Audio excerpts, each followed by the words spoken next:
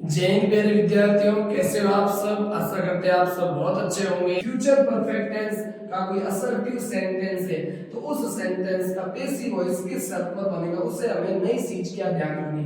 जितने भी परफेक्ट होते हैं इसमें प्रेजेंट परफेक्ट, उसके बाद में मैंने पास्ट परफेक्ट भी सिखाया, फिर होता है फ्यूचर परफेक्ट। तो इन तीनों में ये ध्यान रखना है क्योंकि परफेक्ट होता है प्रेजेंट परफेक्ट है प्लस वर्ब की third form, past perfect had plus verb की थर्ड फॉर्म और फ्यूचर परफेक्ट होता है आपका will shall have plus verb की थर्ड फॉर्म। तो इसमें कुछ नहीं करना है, हेल्पिंग वर्ब और मेन वर्ब के बीच में आपको बीन लगाना है, बाकी सेंटेंस सब्जेक्ट और ऑब्जेक्ट बदलकर बाय लगाकर सेम टू सेम लिख देना, कोई अलग बात है ही नहीं।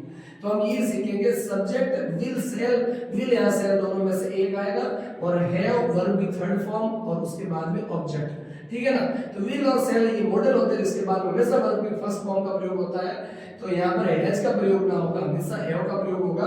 ये कोई सब्जेक्ट का नेचर नहीं डिपेंड करता कि सब्जेक्ट सिंगुलर है या प्लूरल, वो ऑब्जेक्ट और उसके बाद विल सेल फिर हैव और मैंने क्या सीखा है बीन लग के वर्ब की थर्ड फॉर्म लग के बाय प्लस सब्जेक्ट। बाय लगाओ तो भी सही, ना लगाओ तो भी सही, तो भी सेंटेंस सही माना जाता, फिर भी लगाना है। एग्जाम्पल के थ्रू हम इसको समझेंगे। कम ही एग्जाम्पल आता हूं फिर भी आपको अच्छे से समझाने की कोशिश करता हूं, जिसमें पहला एग्जाम्पल है I shall have written the book by Monday.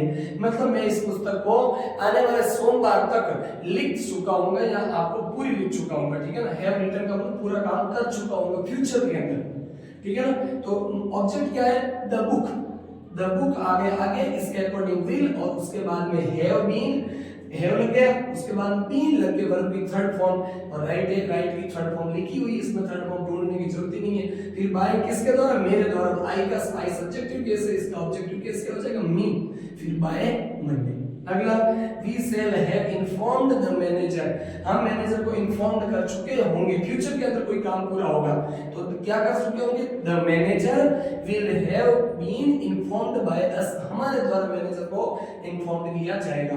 तो वी का ऑब्जेक्टिव केस होता है अस, ये ध्यान रखना। अगला the students will have learned the chapter, इस चैप्टर को स्टूडेंट सीख चुके होंगे फ्यूचर के अंदर, तो ऑब्जेक्ट क्या है द चैप्टर, ये सबसे पहले यहां आगे आ जाएगा द चैप्टर, उसके बाद में विल, फिर बीन, विल हैव लगा के क्या लगाना बीन और बीन लगा के वर्ब की थर्ड फॉर्म, तो लर्न की थर्ड फॉर्म होता है लर्न या फिर लर्न, एस की लर्न भी आती है आर एन टी लर्न। उसके बाद में आपका प्रीपोजिशन लगाओ बाय किसके द्वारा, द स्टूडेंट्स के द्वारा, S T U D E N T students के द्वारा।